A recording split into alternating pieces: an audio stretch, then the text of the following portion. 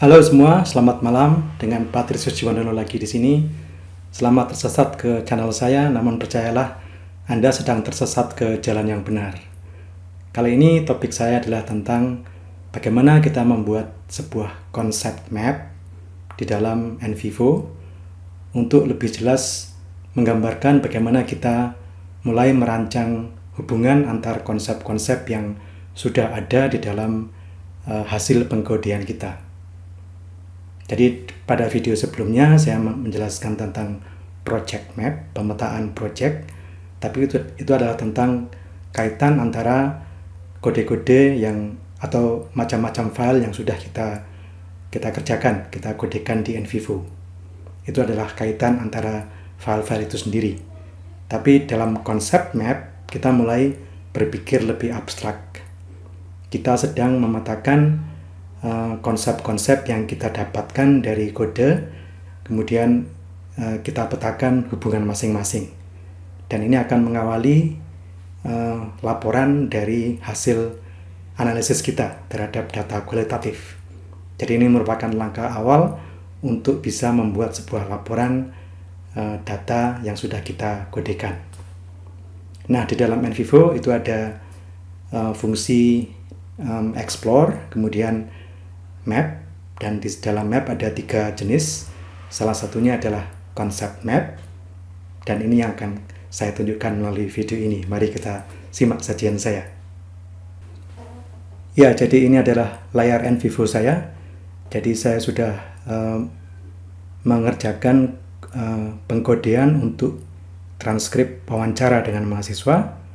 Sudah saya kodekan, ada 9 kode di sini, ya.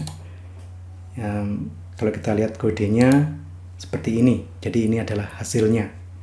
Sekarang saya ingin membuat sebuah konsep map. Saya mulai berpikir bagaimana konsep-konsep ini saling terhubung satu sama lain.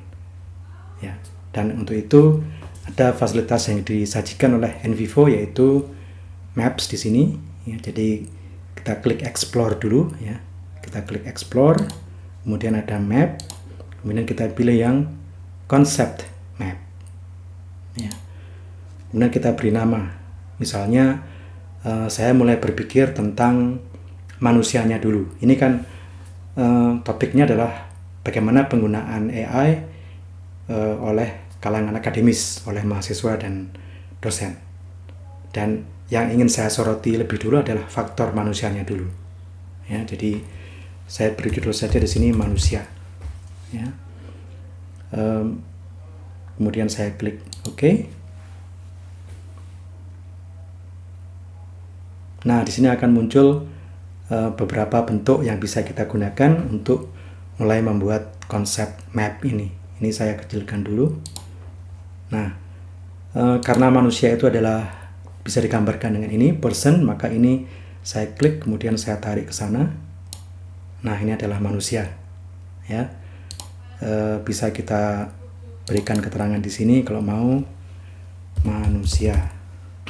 Oke. Nah, kemudian saya berpikir bahwa manusia itu bisa dihubungkan dengan perasaan. Ini adalah kodenya, ya. Ini adalah kode-kode yang sudah saya buat, dan saya berpikir bahwa yang mencirikan manusia itu pastilah perasaannya. Nah, maka ini pasti berkaitan dengan manusia, ya kan? Jadi ini saya klik, saya tarik ke sana. Nah, seperti itu. Ya, kemudian supaya tahu bahwa ini adalah terhubung dengan manusia, maka saya membuat sebuah konektor. Saya klik di gambarnya, kemudian ada muncul ini, klik konektor. Ya. Nah, ini saya bisa menghubungkan. Nah, seperti itu. Ya, jadi ini maksudnya perasaan itu adalah ciri bawaan dari manusia, ya. Ini bisa kita geser-geser kalau mau. Nah, bisa digeser ke sana kemari supaya lebih leluasa, ya.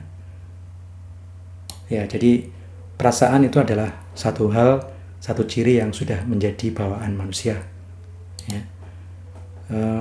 Kemudian saya mulai berpikir lagi, melihat ke kode, kemudian nampaknya ya, hal yang tak terpisahkan dari manusia adalah AI dan manusia. Maka ini saya tarik ke sana. Nah, AI dan manusia ya, jadi ada hubungannya antara manusia dengan AI. Maka ini saya hubungkan lagi. Kita klik konektor di sebelah sana.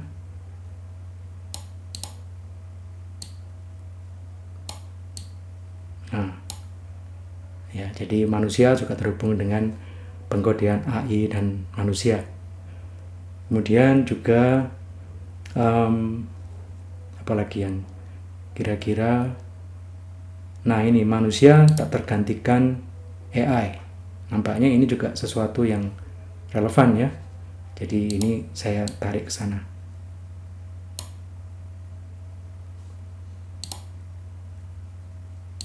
Sebentar. Nah, ini saya tarik ke sana. Nah, manusia tak tergantikan AI. Ini saya buat lagi konektornya.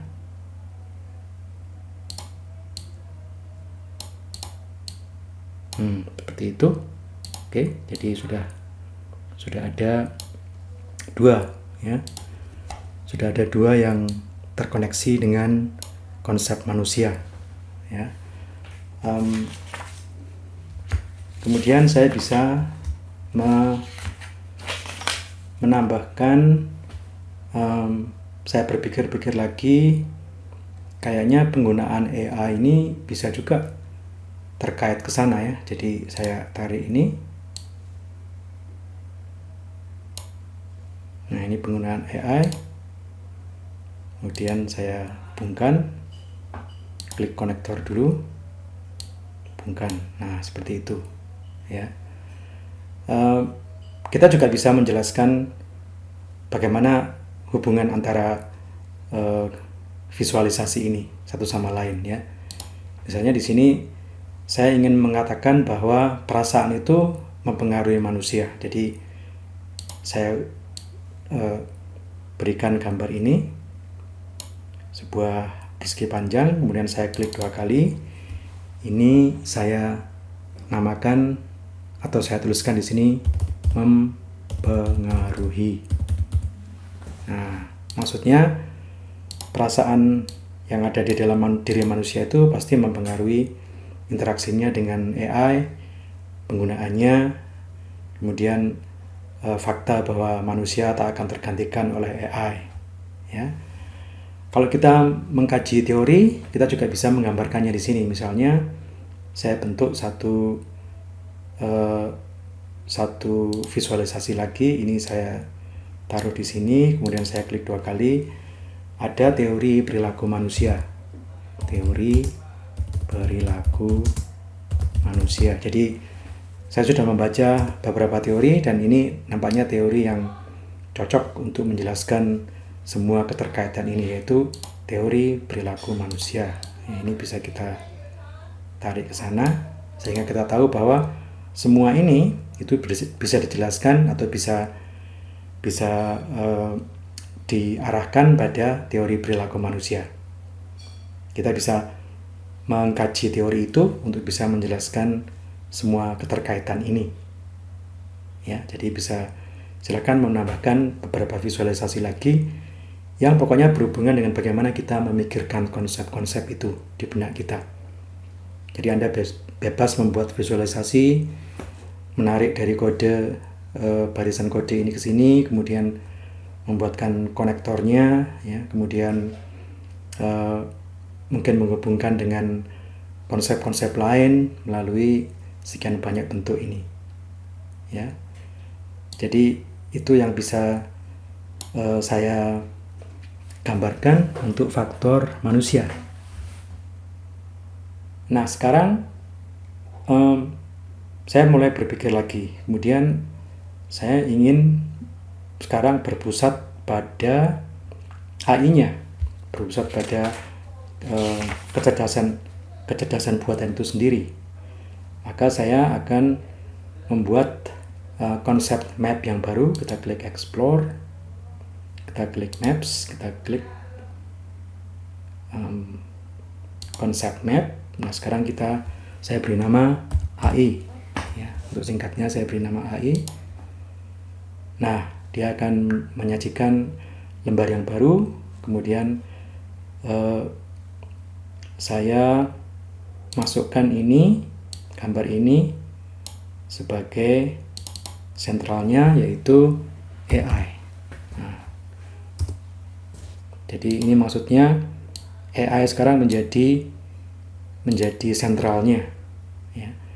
Ini kalau kurang besar nanti bisa diolah lewat sini ya, bisa dibesarkan seperti itu ya. Nah, kemudian saya melihat ke kode, kemudian berpikir-pikir mana yang bisa saya masukkan, mana yang bisa saya kaitkan dengan ini. Nah, ketemu ini kelemahan AI. Ini saya masukkan sana, kekuatannya juga, ya. Kemudian juga ancaman dari AI.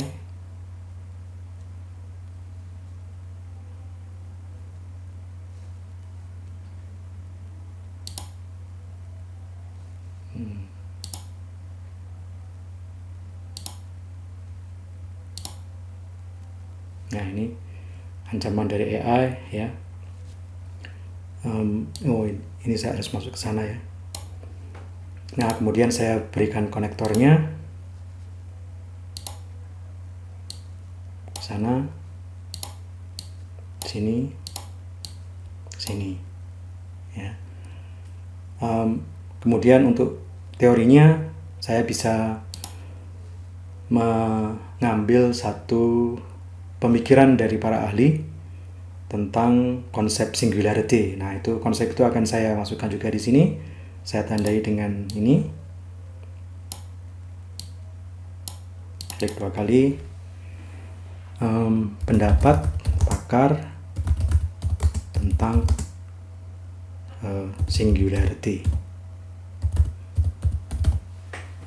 Tahu singularity itu adalah konsep di masa depan di mana otak manusia itu sudah diintegrasikan dengan kecerdasan buatan ya. Jadi manusianya sudah bukan lagi manusia biasa seperti kita, tapi sudah campuran antara manusia dengan komputer ya, dengan robot ya. Oke, ini bisa saya taruh di sini sebagai pengingat bahwa semua ini bisa saya jelaskan dengan konsep atau pendapat pakar tentang singularity. Ketika nanti saya membahas laporannya, ketika menulis laporannya, maka saya akan menuliskan pendapat-pendapat pakar tentang singularity, kemudian menjelaskan keterkaitan ini. Jadi seperti itulah caranya ya. Bagaimana kalau kita sudah berpikir-pikir lagi, kemudian ternyata ada satu konsep yang mungkin tidak pas ya, seperti ini. Rasanya kok nggak pas ya. Ya sudah, kalau memang tidak pas ya di-delete saja. Jadi ini tinggal diklik kemudian di-delete ya, jadi hilang ya. Seperti itu. Kemudian kita berpikir-pikir lagi, mungkin ada yang lain ya, silahkan diolah sendiri di sini sesuai dengan proses Anda berpikir tentang konseptualisasi dari semua kode yang sudah Anda temukan.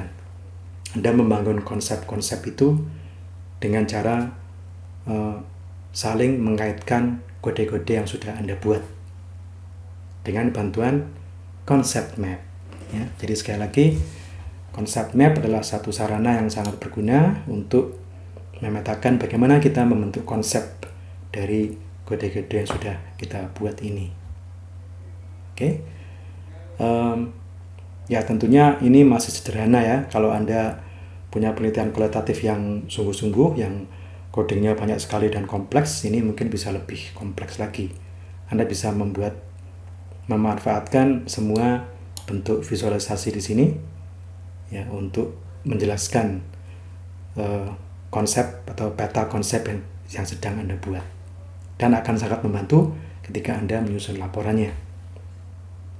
Saya kira itu yang bisa saya sampaikan. Kiranya tips ini bermanfaat, dan sampai jumpa di episode mendatang.